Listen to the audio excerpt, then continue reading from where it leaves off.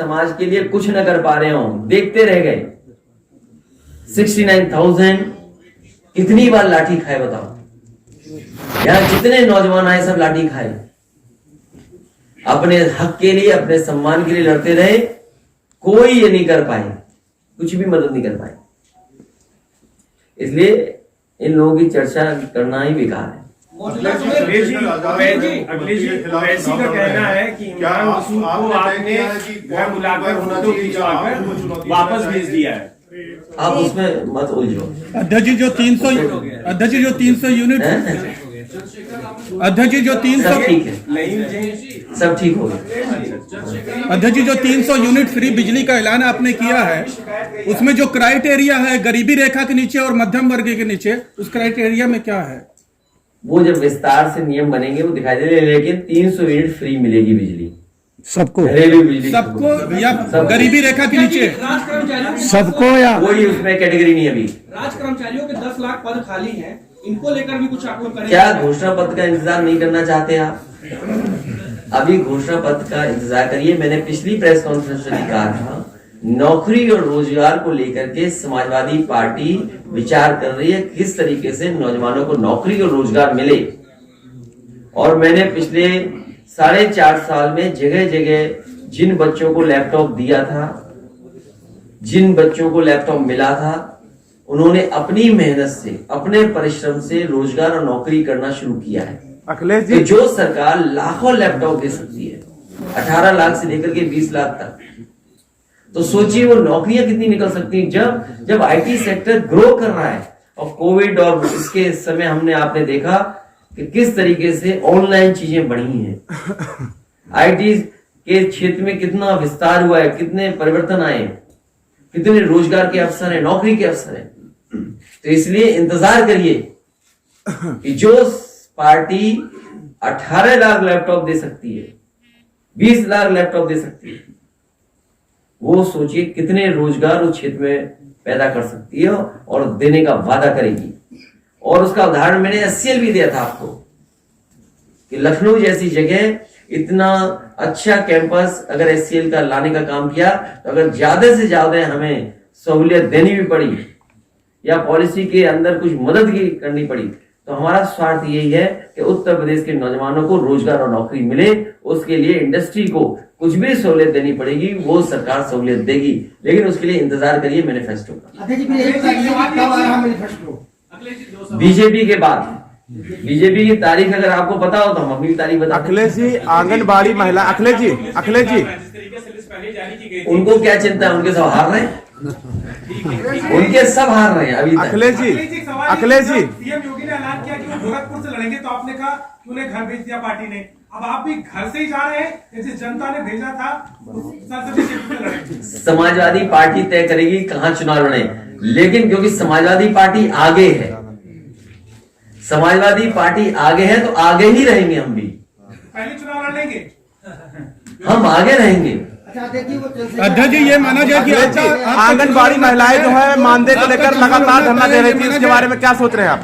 आंगनबाड़ी महिलाएं मानदेय को लेकर लगातार मैनिफेस्टो का इंतजार करिए। आंगनबाड़ी वालों के साथ बहुत धोखा किया भारतीय जनता पार्टी ने। अध्यक्ष जी आपका चुनाव लड़ना तय है, ये माना जाए? आपका चुनाव लड़ना तय है, सभा तय है, ये माना जाए? अभी कई समेत प्राइवेट सेक्टर से करीबन कई लाख लोगों की नौकरियां गई कोरोना काल में, उनमें बहुत लोग बहुत परेशान हैं। इनके लिए कोई योजना लाएंगे आप? पहले तो हम आपको विचार करना चाहिए कि कोरोना ना आए, और दूसरा सरकार को पीड़ित था, मैं भी इंडिया टुडे ग्रुप से कोरोना काल में निकाला गया हूँ सर। किससे निकाल दिए गए? इंडिया टुडे ग्रुप से सर। कोरोना काल में 300 लोग इंडिया टुडे ग्रुप से निकाले गए और प्रिंट मीडिया से कम यूपी में 10,000 लोग निकाले गए सर। इंडिया टुडे से निकाल दिए गए। हाँ सर, कोरोना काल में। और ये सरकार स्वीकार ही नहीं कर रही किसी की नौकरी गई। सर मैं आपको चिट्ठी दे सकता हूँ जो उन्होंने मुझे भेजी थी इंडिया टुडे ग्रुप ने, मैं आपको व्हाट्सएप कर रहा हूँ। इंडिया टुडे चल ही नहीं रही, अब तो केवल डिजिटली चल रही। लेकिन ऐसे लाखों परिवारों के लिए कोई योजना आपको लानी चाहिए सर। ये जितना चैलेंज इस बात को लेकर के ही कोरोना जैसी बीमारी से हम कैसे उभरे, उससे बड़ी चुनौती इस बात की है कि हम अपनी अर्थव्यवस्था को कैसे बेहतर करें।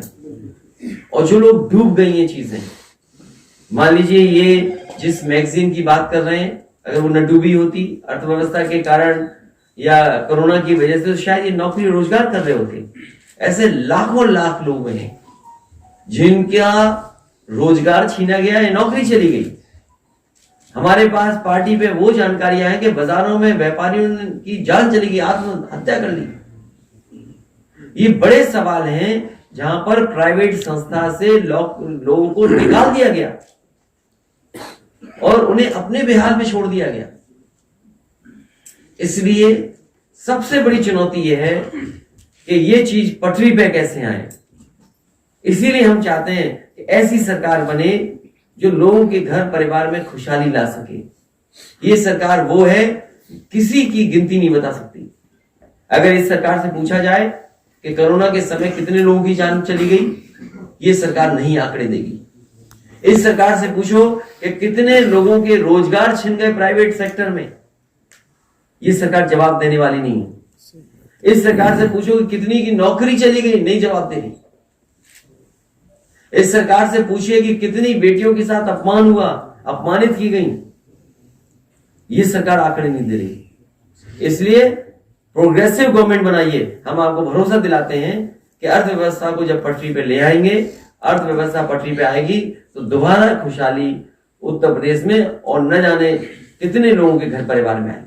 अध्यक्ष जी, क्या आप मानते हैं कि चुनाव बाद महंगाई बढ़ेगी, क्योंकि इंटरनेशनल मार्केट में पेट्रोल डीजल के दाम बढ़ चुके हैं, ये चुनाव की वजह से भी ये दाम नहीं बढ़ रहे हैं? देखिए, भारतीय जनता पार्टी की बातों में हमें नहीं उलझना चाहिए। भारतीय जनता पार्टी ये बताए कि ओएनजीसी कंपनी को पिछले क्वार्टर में कितना मुनाफा हुआ है, डीजल पेट्रोल की कीमतों को इतना बढ़ाने के बाद जो ओएनजीसी कंपनी है उसको कितना मुनाफा हुआ है।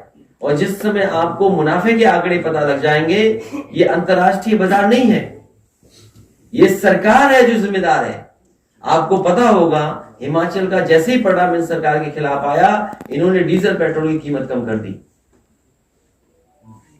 अखिलेश जी, चंद्रशेखर रावल मुख्यमंत्री के खिलाफ गोरखपुर से चुनाव लड़ रहा है, आप उनको सपोर्ट करेंगे, अपना कैंडिडेट उतारेंगे? हमारी पार्टी में कई लोगों ने आवेदन किए हैं।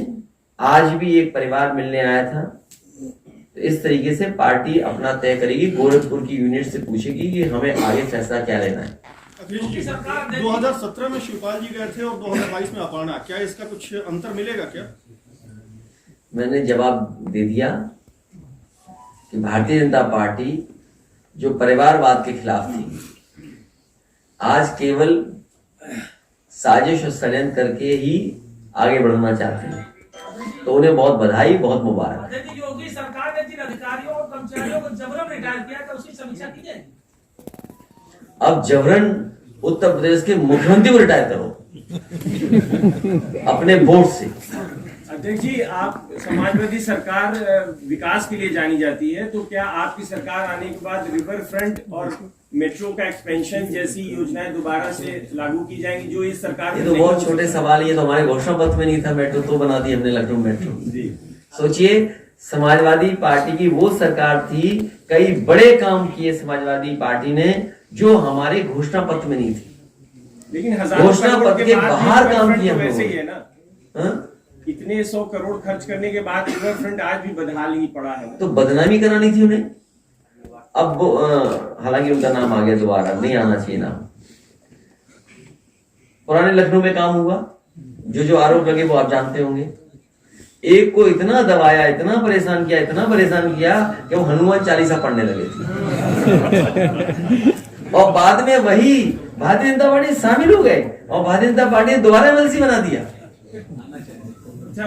और सरकार बदलते ही जब अगली ईद आएगी तो हो सकता हमारे साथ हो।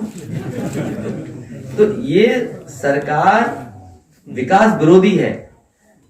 ये तो लखनऊ शहर है जहां पर गोमती का रिवर फ्रंट बनाया गया। बनारस में वर्णा नदी पर रिवर फ्रंट बन रहा था और उसमें बड़े पैमाने पे जो नाले या नालियां या घर का सीवरेज या होटल रेस्टोरेंट के जो आ रही थी गंदगी, उसको रोक रहे थे और कोशिश थी कि शहर के अंदर बनारस में वो वर्णा साफ सुथरी बहे। इसी तरीके से गोमती रिवर फ्रंट था।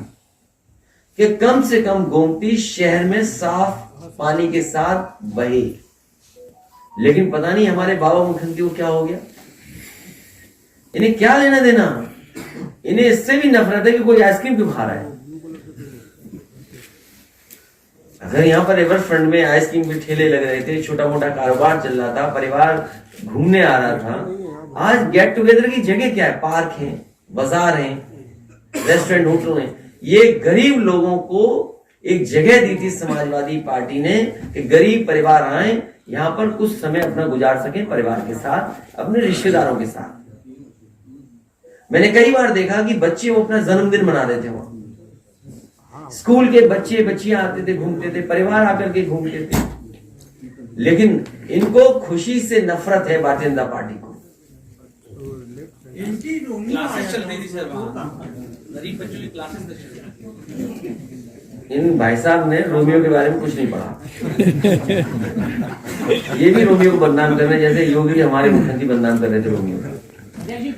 ये इन्हें काम नहीं करना था, केवल दिखावा करना था। जो 1090 व्यवस्था थी, मैं अपने पत्रकार साथी से कहूंगा कि आप जाइए, देखिए जाके महिलाओं को, बेटियों को और बहनों की सुरक्षा के लिए one of the best system create किया था, जिसमें पुलिस का सपोर्ट था। उसमें जो कर्मचारी थी वो लड़कियां थी कि कोई बेटी को, बहन को अगर कोई शिकायत थी तो वो कर सकती थी शिकायत, और तब तक 1090 मदद करती थी जब तक वो जो पीड़ित है वो संतुष्ट है कि नहीं है। और उसमें कई लाख उदाहरण हैं कि हमारे समाज की तस्वीर क्या है, हमारे समाज में हो क्या रहा है। उसकी अगर आप जानकारी करेंगे तो आप पाएंगे कि आपका दोस्त है, आपके परिवार का सदस्य है, वही परेशान कर रहा है, कोई आपके मोहल्ले का है वो परेशान कर रहा है, कोई झूठे ही नंबर मिलाकर के वो परेशान कर रहा है। तो वो अगर आप उसका डेटा का एनालिसिस करते तो आपको पता लगता है कि समाज में क्या हो रहा है। 8-8 लाख बहन बेटी और उनकी मदद हुई है 1090 से। लेकिन बाबा मुख्यमंत्री ने एक नाम लाए, बोला ये योजना चलेगी, वो योजना का नहीं पता लगा कहां चलेगी। और आज भी सरकार निर्भर उसी पर है, 1090 पर। अखिलेश जी, वर्चुअल रैली आपने शुरू कर दी है, वर्चुअल रैली, आपका फीडबैक क्या है? क्या मैसेज डिलीवर हो पा रहा है इससे, या आपको लग रहा है कि सिंबॉलिक ज्यादा है? ये शुरुआती है क्योंकि शुरुआती दौर में शुरू हुआ है और अभी थोड़ा टाइमिंग का एडजस्टमेंट करना पड़ेगा कि किस समय हम जाएं जिस समय ज्यादा लोगों को व्यू कर सकें। उसका प्रचार होना जरूरी है। अगर हम कोई वर्चुअल रैली कर रहे हैं उसमें हम पत्रकार साथियों से कहें कि प्रचार भी करें आप, हम आपके माध्यम से भी अगर प्रचार हो जाएगा तो हमारी लोग ज्यादा देखेंगे। और अभी शुरुआत हुई है, धीमे धीमे आप देखेंगे कि इफेक्टिव भी होगी। लेकिन मैं जानता हूं कि वर्चुअल का मुकाबला फिजिकल कैंपेनिंग कर सकती है। फिजिकल कैंपेनिंग का कोई मुकाबला वर्चुअल से नहीं हो सकता। इसलिए हमने अपने कार्यकर्ताओं को ये दिए हैं, कर्मचारियों को ये बात कही, ये दोनों साथी बैठे हैं और लोग भी बैठे हैं कि पुरानी पेंशन को लेकर के कर्मचारियों से हम समर्थन मांगेंगे और जिन जिन को इससे लाभ होने जा रहा है उस हर वर्ग के लोगों से मैं सहयोग समर्थन मांगता हूं। अभी जिम्मेदारी इनकी भी है कि ये वहां तक बात पहुंचाएं, लेकिन हम जानते हैं हमारे तमाम लोग अटेवा के हैं, आपके संगठन के लोग हैं, वो जागरूक और समझदार और जानकार लोग हैं। उन तक हमारी बात आज पहुंच जाएगी, उनका सहयोग मिलेगा। और डेमोक्रेसी में यही है कि जिसके साथ जनता खड़ी है उसी के साथ खड़े होंगे। इस भारतीय जनता पार्टी ने कमेटी भी बनाई, आश्वासन भी दिया और फिर धोखा दे दिया।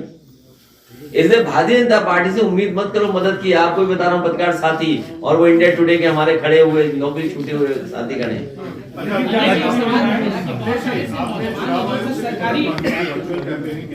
कोई प्रतिक्रिया उनकी तरफ से आई?